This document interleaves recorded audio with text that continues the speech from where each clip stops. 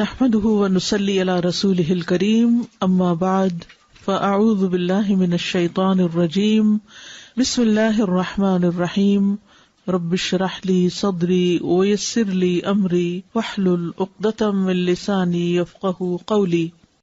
ایک چیز جس کی ہم میں سے ہر ایک کو ضرورت ہوتی ہے وہ ہے استخارہ کرنا۔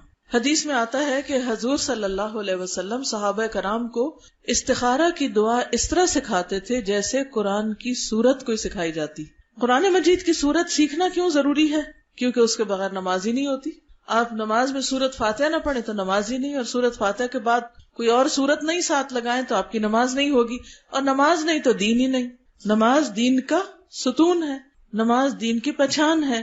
کوئی شخص اپنے آپ کو مسلمان کیسے کہہ سکتا ہے اگر وہ اللہ تعالیٰ کی یہ بات مانتا ہی نہیں، اس کے آگے جھکتا ہی نہیں، وہ بلائے تو آتا ہی نہیں۔ یہ 5 وقت بلاوا آتا ہے، آؤ اللہ کی طرف، حی علی الصلاۃ، حی علی الفلاح۔ کتنی مسجدیں پکار رہی ہوتی، آؤ نماز کی طرف، آؤ کامیابی کی طرف، لیکن کچھ لوگ پرواہ نہیں کرتے کہ انہیں کوئی پکار رہا ہے، اور ہر دفعہ ان کی غیر حاضری لگ جاتی، اور پھر ایک دن آئے گا کہ اللہ کے ہاں وہ غیر حاضری رجسٹر پیش کیا جائے گا کہ یہ بلانے پر بھی نہیں آئے تھے۔ آپ دیکھیے کہ اگر ہمیں کوئی بلائے، 1 دفعہ بلائے، 2 دفعہ بلائے، 3 دفعہ بلائے، اور ہم جائیں نہ، اس کے ساتھ ہمارے تعلقات کیسے ہوں گے؟ پھر اگر ہم اس کو بلائیں گے تو وہ آئے گا؟ اللہ مہربان ہے، وہ پھر بھی ہماری دعا سن لیتا ہے، لیکن اگر وہ نہ سنے تو اس کا حق ہے، نہ سنے بے شک۔ کیوں؟ اس لیے کہ جب اس نے ہمیں بلایا تھا کہ میری عبادت کے لیے آؤ، حالانکہ اس کو ضرورت بھی کوئی نہیں، ہمارے ہی فائدے کے لیے ہم کو بلایا تھا، تو ہم حاضر نہیں ہوئے۔ اب اگر ہم اس کو بلاتے ہیں اور وہ ہماری دعا نہ سنے تو وہ ظالم نہیں، ظلم ہم نے خود اپنی جان پر کیا کہ اللہ سے کوئی تعلق نہیں رکھا۔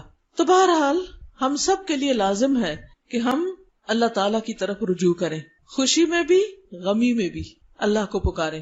بات صرف اتنی ہے کہ ہم عام طور پر صرف غم کی حالت میں، دکھ کی حالت میں، مشکل میں، فکر مندی کے وقت اللہ کو پکارتے ہیں، لیکن جب اچھے حالات ہوتے ہیں تو اللہ کو بھول جاتے ہیں۔ جو 4 نمازیں پڑھتے ہیں تو وہ بھی چھوڑ بیٹھتے ہیں۔ کوئی شادی ہو، کوئی فنکشن ہو،